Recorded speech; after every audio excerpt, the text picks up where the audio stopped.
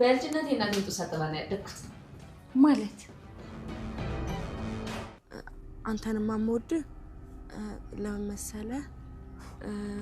ምን መሰለህ? ሁልጊዜ እወድሃለሁ ትያለሽ፣ ግን ቆይ ለምንድን ነው የምትወጂኝ? መጽሐፍ ሳነባ አትወጂ፣ ባህሪ ያናድሻል። ቆይ ምን ነው የወደድሽው? በቃ እንደወድሃለሁ እና ደግሞ የኔ ባል ልትሆን ነው የምፈልገው። አሁን ዳጣ ከመጣች በኋላ ነው እንደዚህ ማለት የጀመርሽው አይደል? አይደለም፣ ከዛ በፊትም እወድሃለሁ። ለማንኛውም ሰላም እየሱን ታዩና እሺ። ከዛስ ግን ዳጣ ለምንድን ነው እናትሽን ጡት ያልጠባሽው እንዴ? ሰላም አሁንም እዛ በለሽ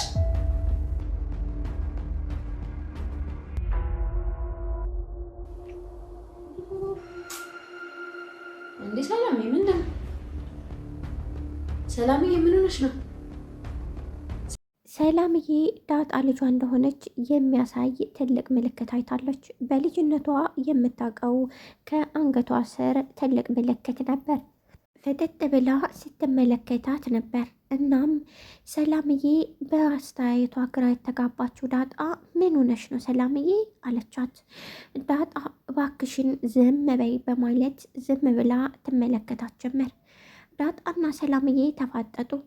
ሰላም ቻናል ቤተሰቦች፣ ቻናሌ ላይክ ሰብስክራይብ በማድረግ ቤተሰብ ስለምትሆኑ ከልብ እያመሰገንኩኝ፣ አዳዲስ ገቢዎች ላይክ ሰብስክራይብ እያደረጋችሁ ዳጣ በሰላምዬ አስተያየት ግራ የተጋባችው ሰላምዬ ምን እየሆንሽ እንደሆነ ልትነግሪኝ ትችያለሽ አለቻት። ሰላምዬም ከአንገቷ ስር ዳጣ ያስቀመጠችውን ትልቅ ምልክት አይታ ነበር። በልጅነቷ ያደረገችውን የሆነ ምልክት ታውቅ ነበር። ምልክቱን ስታይ ነበረ ግራ የተጋባችው። ምልክቱም ከአንገቷ ወረድ ብሎ ያለው ነበር። ያንን ስታይ ነበር ፍጥጥ ብላ ስትመለከታት የነበረችው። ነገር ግን ዳጣ ሁኔታዋ ገርሟት ሰላምዬ ምን እየሆንሽ ነው? እኔ እኮ በጣም አስጨነቅሽኝ እያለቻት ነበር። ሰላምዬ ከዛ በፊት ግን ለአቶ ደረጀ ደውላ ልጄን እስካልነገርከኝ ድረስ ብለው ነበር። አሁን ላይ ሰላምዬ ልጅ ወይ የወንድ ልጅ እናት ለመሆን ጓጉታለች። ሰላምዬ ወንድ ልጇን ይዛ ከዳጣ ጋራ የምታሳልፍበት ጊዜ ናፍቋታል። ሰላምዬ አሁን ላይ በሰላም ተገላግላለች።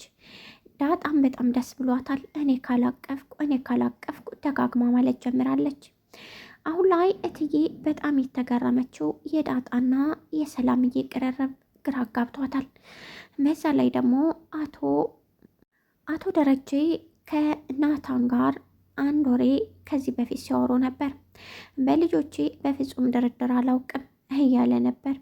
በሌላ በኩል የኤቢ አፍቃሪ አሁን ላይ ኤቢ የራሴ እስካልሆነች ድረስ በህይወት እንድትኖር አልፈቅድላትም በማለት ከራሱ ጋር ግርግር ፈጥሯል። አቶ ደረጀ አሁን ላይ የዳጣና የሰላምዬ ሁኔታ ግራ አጋብቶታል። ምክንያቱም ሰላምዬ ከዳጣ ጋር ያላት ግንኙነት የጠበቀ ሆኗል፣ የነገረቻት እስከሚመስል ድረስ። በሌላ በኩል ደግሞ ዳጣ እንዴት ልታውቅ ችለኝ በማለት ወሬውን እንደቀጠለ ነው። ሰላምዬ አሁን ላይ ዳጣ ያየችውን ምልክት ላለመናገርና ይሁን የተጠራጠረችው ነገር አለ። ከዛ በፊት ግን ሰላምዬ እንዴት ነው የእናትሽን ጡት ያልጠባሹ? አንቺ ግን የሆነ ነገር ትደብቂያለሽ ብላት ነበር። አሁን ላይ ኤቢ ከአባቷና ከሁለቱ ነው ያረገዘችው በማለት ጠርጥራ ነበር። በሌላ በኩል ዳጣ እና ሰላምዬ እንደዚህ ተቃቅፈው በደስታ ልጇን ይዛ ስታያት ዳጣ በጣም ደስ አላት። ነገር ግን ኤቢ በጣም ተናደደች። የሁለቱን ቅርርብ ምንም አላማራትም። በዛ ላይ የልጇ አባቷን ጠርጥራ ነበር። አሁን ደግሞ ናታን ነው ብላለች። ኤቢ መልእክቱ ምንም ነገር ወደ ኋላ የማትል የሆነ ነገር ከያዘች የማትመለስ ሴት እንደሆነች ሁላችንም እናውቃለን። ነገር ግን ጥርጣሬዋ ከልክ ያለፈ ሲሆን አሁን ላይ ደግሞ የናታን ልጅ ነው በማለት ነበረ ስትከራከር የነበረችው። ኤቢ የኔ እስካልሆንክ ድረስ በህይወት እንድትኖር አልፈቅድልህም፣ አንተ የኔና የኔ ብቻ ነህ ብላ ናታንን አስጨንቀዋለች። ናታንም እባክሽን አንቺ ውዴታ ሳይሆን ደራ ነው የያዘሽ ብሏት ነበር። ከዚህ በፊት ላስታውሳችሁና እትዬ አንድ ሴት ልጅ በወንድ ልጆች ከተደፈረች ሚስጥሯን እስከምትሞት ትቀብረዋለች ብላ ነበር። እናም የትዬ ልጅ ኤቢ የጋሽ ልጅ እንዳልሆነች በደንብ ገብቶናል። ነገር ግን አባቷ ማን ነው የሚሉ ብዙዎች አሉ። አባቷ የኤቢ አባት ደፍሯት እንጂ አሁን ላይ በትዳር ላይ እንዳለች ወደ አንድ መንገድ ስትሄድ ነበር እትዬን ተፈራርቀው የደፈሯት። በዚያ ምክንያት ባለትዳርም ስለሆነች መናገር አልፈለገችም። ለባለቤቷ በጣም ስለምታፈቅረውና ስለምትወደው መናገርም አልፈለገችም። ለዛም ነበረ ሁሉን ነገር ደብቄ ወደ ቀብር እንኳ ሄዳለሁ ያለችው። ናታን ስለ ዳጣ አንዳንድ ነገር ጠይቀ ንገረኝ ብዬ ነበር። ከዚህ በፊት አንተ እንደምትወዳትና እንደምታፈቅራት ስትነግረኝ ረድቻለሁ።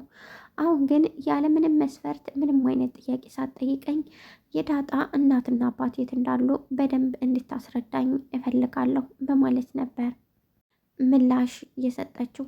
ናታንም ለምንድን ነው እንደዚህ ማወቅ የፈለግሽው ብሎ ጥያቄውን ቀጥሏል። ነገር ግን ሰላምዬ ምንም አይነት ጥያቄ እንዳትጠይቀኝ ብዬህ እኮ ነበር። ስለዚህ አንተም ትረዳኛለህ፣ ምንም አይነት ጥያቄ ግን አልፈልግም አለችው። በጣም ተገረመ ናታን። አሁን ላይ ሰላምዬ የልጅ እናት መሆኗ ደስ ብሎታል።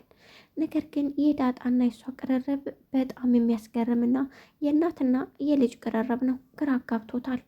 እንደገና በሌላ በኩል አሁን ላይ ሰላምዬ ስለ ዳጣ ማወቅ የፈለገችበት ይህን ያህል ግራ አጋብቶታል። ቢሆንም የሆነ ነገር ሊነግራት ተስማምቷል። ሰላምዬ ልጅን በህይወት እስካላገኘኋት ድረስና የት እንዳለች እስካልነገርከኝ ድረስ 18 ዓመት የታገስኩት ይበቃኛል። ከዚህ በኋላ በፍጹም ልታገስም ሆነ ልጠብቅ አልችልም ብላ ጋሸን አውራታው ነበር። ጋሾ ግን ምንም አይነት ነገር እንድትናገር አልፈልግም።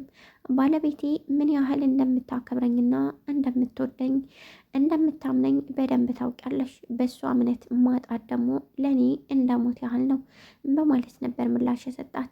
እትዬ የዳጣና የሰላምዬን ሁኔታ ስታይ ደስ አላት። ሰላምዬም አሁን ላይ የወንድ ልጅ እናት መሆኗ በደስታ ውጧታል። ነገር ግን የመጀመሪያ ልጇን በፍጹም ልትረሳት አልፈለገችም። አሁንም እንዳገኛት ትፈልጋለሁ በማለት አሁንም ቢሆን እየጠበቅኳት ነው። የዚህ ቤት የተቀመጥኩት እሷን ጥበቃ ነው፣ ሌላ ነገር አይደለም አለች ሰላምዬ። አሁን ላይ እትዬ ከባለቤቷ ጋር እንደማጠቀጥኩ ብታውቅ ምን እንደሚወጠኝ አላቅም። ነገር ግን አሁን ላይ የምፈልገው ልጅን ማግኘት ነው እያለች ከራሷ ጋራ በጣም ብዙ ክርክሮችን አድርጋለች። አሁን ላይ ሰላምዬ የልጅ እናት ሆናለች። ነገር ግን አባቱን እንደማትናገር ራሷ ቃል ገብታለች።